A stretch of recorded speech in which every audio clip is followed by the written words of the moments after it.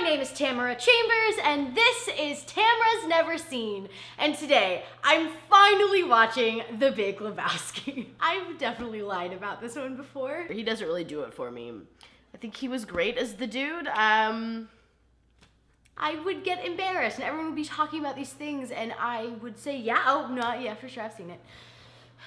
I went to Edinburgh the end of 2016. I have a vlog about it on my personal channel, and I'm pretty sure there's footage in that vlog of me going to a Big Lebowski themed White Russian bar. This is a Big Lebowski themed bar. We're very excited about it. I was excited about him.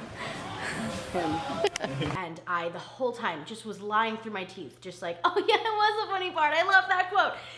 Looking back on footage and thinking back on that, I'm like, I should, one, have just watched the movie, to be clear, just from the get-go, and two, shouldn't have lied about it. I also, in the past, have confused Jeff Bridges with Kurt Russell. I said that I wasn't a huge fan of Kurt Russell in the Thing reaction video, and that's because I was getting Kurt Russell and Jeff Bridges confused.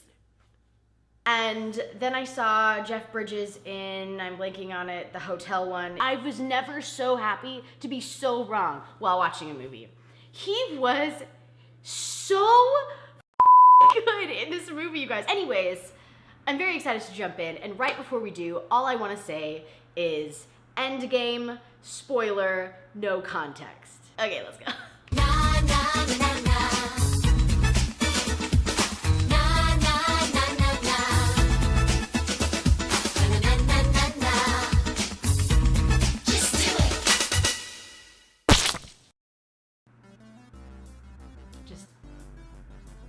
Just 1 second.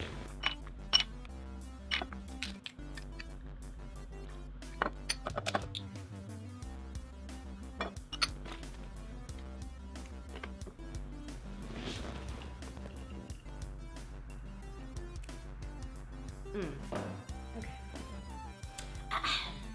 That movie freaking ruled. I always imagined the dude to just be this burnt out stoner guy, which is what he is, but it's not like an unbearable. Sometimes it's super obnoxious, I think, to watch stoner characters, and my, how wrong was I? He was so flippin' good. The whole cast, especially the three bowlers, were just out of this world. I mean, John Goodman's best character of all time? Yeah, Walter, yeah. You've got this Sam Elliott narration happening, and there's music, and there's bowling, and there's Steve Buscemi, and it's just...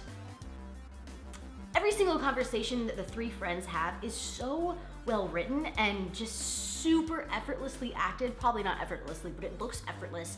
And it's so engaging, like him talking about the pee on the rug and whose fault it is just so good. So they figure that it's this rich guy named Lebowski and not the dude, obviously, that these people breaking in want the money from. So the dude goes and meets the Big Lebowski, and that's when you get holy Philip Seymour Hoffman, who was so good in this, so subtle and hilarious and perfectly cast. I think he's perfectly cast in everything I've ever seen him in. I'm a huge Philip Seymour Hoffman fan. Who isn't? Honestly, let's just be honest with all of ourselves.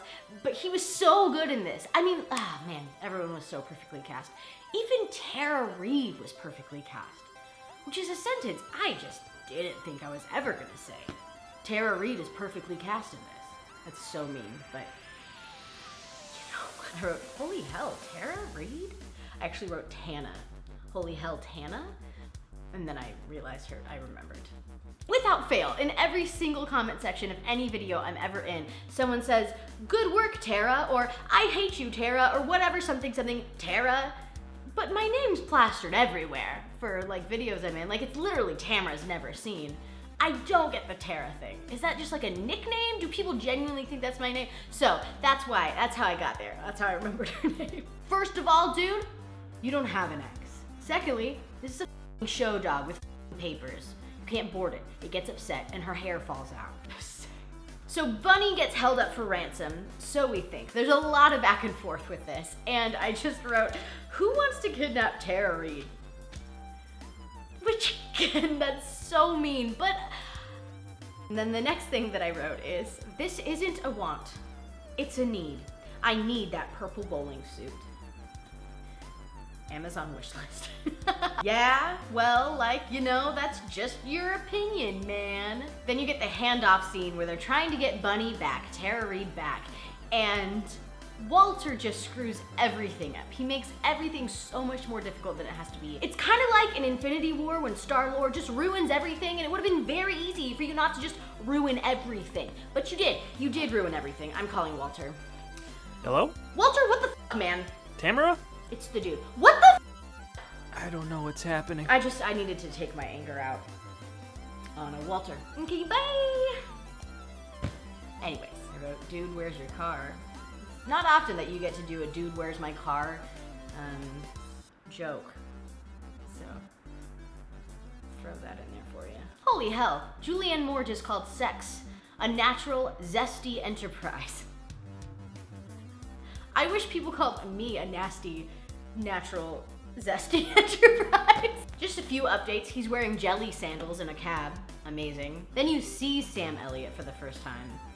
And that man is just an actual heavenly creature. I love the dream sequences too. There's a couple of them. I really, really love them. I love that he gets drugged back down to earth for the first one with a bowling ball. And the second one, there's all these like showgirls dancing with bowling headdresses. And then he's like under their skirts looking up. And it's just so dream world. And I love it when I get something wrong in one of these episodes. The nihilist fight scene at the end is hilarious because they realize that the dude and his friends don't even have the money, and they never did, and they realize that they're kind of caught, and they're like, well, we'll just take whatever money you have. And they're like, okay, well, we have like $4, here you go. And then they start fighting because Walter doesn't want to give his money away, which, hell yeah, good for you, Walter. But then that fight scene is amazing. That bowling ball to the gut, yeah, that's what I want in a movie. Sure, yes, good. I didn't get as close with Donnie as I got, I feel like, with Walter and with the dude. Though I enjoyed Donnie, I really enjoyed what his character was, which is just someone to shit on, and that was fun. They get his cremated remains, they put it in a coffee tin, and then they scatter it in the ocean. And Walter gives this speech at the end about kind of what he loved to do and how he was their friend, and he said, you know, he liked to surf all the way up to Pismo. And I loved that because I grew up right next to Pismo Beach. The dude abides. The ending is great. I love that there's no resolution with the bowling tournament that they've kind of like been building up to, and they talk about bowling so much, and they're always in the bowling alley. If something goes really, really wrong, they go to the bowling alley to bowl. It's just so good. The new Toonami episode just came out of Nostalgia Critic. Kinda wanna watch it. I just spent the last hour and a half watching the new Nostalgia Critic episode of Toonami. So back to the review. Is this a weekday? What day is this? So relatable, yes. You'll probably be surprised by how badass John Goodman is here. Yeah, Christopher Russo, yeah, I am. I've always been a fan of John Goodman, but this just took that fandom to another level. It was such a different role for him. It's like out there, man. Yes, John Bailey. Also, you did great as Tom in the Toonami episode that I just watched. You'll love it, but will think it has no plot. And Jeff Bridges is amazing. Jeff Bridges is amazing. I did love it. It had such a plot. I feel like it had such a plot, right?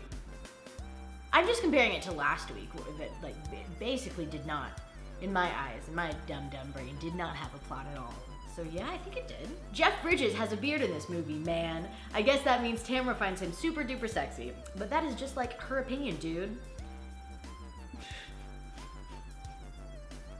Yeah. It'll pretty much be like the last one. You'll have no idea what the hell you're watching. That is so weird. There are quite a few comments like that in these predictions. No, because this had a, though it was ever changing and you know, you had to kind of be on your toes, it definitely had a plot. In this, I felt like I could possibly be stoned, but still have an idea of what's going on in my freaking life. In Fear and Loathing in Las Vegas, I felt like I was on acid and had no idea what planet I was on or what century I was in. So I was able to follow this one. I wasn't able to follow Fear and Loathing in Las Vegas, and I was very able to follow this one at least. So I don't know, that's so weird. It's probably my favorite comedy. At the end of the story, I think friendship in its many forms is what stands out the most to me. They're a bunch of losers way in over their head, but damn, they are endearing. Yes. Man, that's totally what I got from it too, is the friendship that they both have and all three of them had, but especially Walter and the dude, have this weird, very interesting friendship that really comes out as like a super lovely thing, even though it's super messed up a lot of the times, and they both have some major issues they need to work through. But I don't know. Yeah, I got that too. There will be White Russians consumed. Cheers.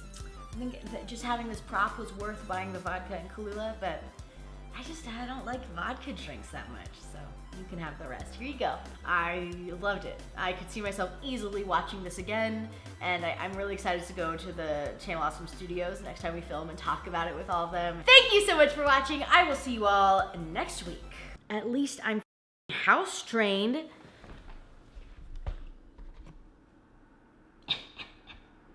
Look at that little sausage. Look at how beautiful he is. That's just, stunning.